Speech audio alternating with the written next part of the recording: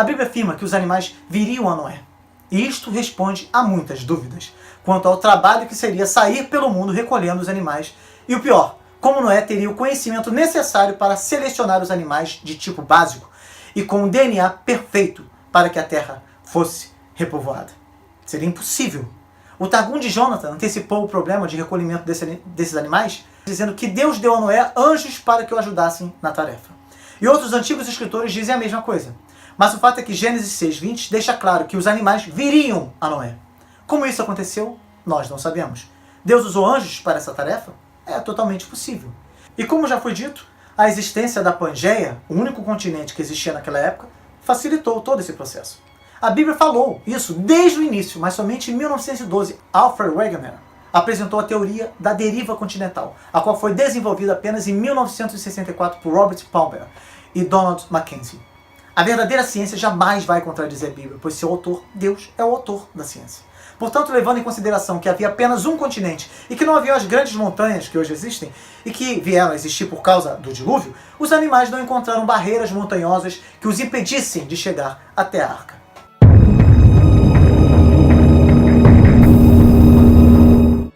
Antes de qualquer coisa, é bom considerar que o texto sagrado nos diz que 15 côvados estavam embaixo d'água, praticamente os 2 pisos inferiores. A temperatura nesses pisos inferiores seria de aproximadamente 10 graus Celsius e poderia chegar até abaixo dos 4 graus. Isso faria com que os animais entrassem em um estado de torpor e hibernação, de sonolência, diminuindo até mesmo a quantidade de alimento necessário para que eles sobrevivessem de forma confortável. E esta é uma temperatura muito boa para conservar os alimentos. Além disso, Gênesis 1:30 nos diz que a todo animal da terra, e a toda ave dos céus, e a todo réptil da terra, em que há alma vivente, toda a erva verde será para mantimento. Ou seja, antes do dilúvio, todos os animais eram herbívoros. Gênesis 1:29-30. Então, eles não se devorariam uns aos outros na arca. Eles só se tornaram carnívoros depois do dilúvio. Gênesis 9, versículo 2 ao 4. E é importante dizer que não há nenhum tipo de animal 100% carnívoro. Não há. Portanto, Noé não precisaria de carne para alimentar os animais. Um caso bastante interessante é o da leoa Little Tyke, que passou toda a sua vida sem comer um único pedaço de carne. Deus sabia que todos precisariam se alimentar, de carne ou de vegetais, depois que saíssem da arca, obviamente.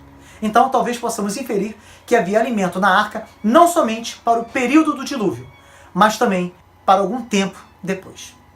Gênesis 7:11 afirma que as comportas do céu se romperam, confirmando-nos a ideia de um manancial que estava anteriormente suspenso e recluso, até que rompeu-se e precipitou toda a água armazenada de uma só vez. Segundo o Dr. Henry Morris, o chamado dossel de água poderia ter sido mantido mais ou menos em órbita ou por meio das forças eletromagnéticas na atmosfera superior, sem necessariamente aumentar a pressão barométrica na superfície. Mas mesmo que houvesse mais pressão, há muita evidência de que a vida prospera melhor sob as chamadas pressões hiperbáricas do que nas condições atuais de pressão. Isso seria um dos fatores que levavam os homens a viverem mais. E a Bíblia também diz que Deus fez chover também, algo que não havia acontecido até então, e que as fontes do grande abismo jorraram. Estas eram as águas que existiam sob a Terra. E já está comprovado há bastante tempo que o planeta Terra tinha mega reservatórios de água subterrâneos, provavelmente interconectados. Hoje apenas alguns bolsões existem. Isso explicaria a água encontrada nos poços de alta profundidade perfurados na Alemanha e na Rússia, por exemplo. As fontes que jorravam são sinônimo de destruição total. Acredita-se que cada fonte que jorrava era equivalente a uma erupção vulcânica. O rompimento dos megas reservatórios produziria uma rachadura praticamente ininterrupta na crosta do planeta. Foi isso que causou a separação dos continentes. Em seu livro Como Tudo Começou, Adalto Lourenço diz que na superfície da placa continental, a grande quantidade de água lançada, misturada com sedimentos devido à erosão produzida, soterraria rapidamente, em meio a muita lama, uma grande quantidade da biomassa do planeta. Com a estabilização do sistema no decorrer do tempo, os movimentos da maré, a pressão e descompressão, fariam com que sedimentos, plantas e animais fossem categorizados por densidade. Isso explicaria a origem da estratigrafia, da coluna geológica, dos fósseis e dos fósseis poliestrata, dos cemitérios fósseis e da grande quantidade do petróleo existente. Muito da água lançada sobre as placas continentais ficaria represada em superlagos. outra parte escoaria novamente para a região oceânica, trazendo consigo uma grande quantidade de sedimentos e organismos. Os superlagos, devido à instabilidade das placas, não seriam permanentes. Rupturas em uma das suas paredes produziria um escoamento rápido de um grande volume de água. Isso explicaria a formação rápida dos grandes cânions terrestres e submarinos e os depósitos de árvores e animais fossilizados encontrados em muitas regiões do planeta.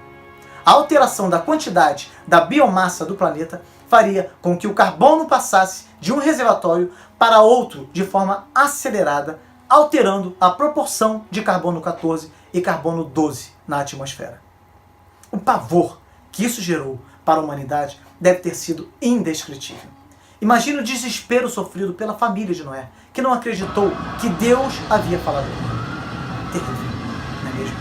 Quanta gente e animal morrendo, na medida em que os oceanos iam se formando por causa das fontes que jorravam. Os cemitérios de fósseis são a prova de que houve uma destruição em massa e simultânea de muitas formas de vida. Lembre-se que de Adão até Noé havia se passado 1656 anos.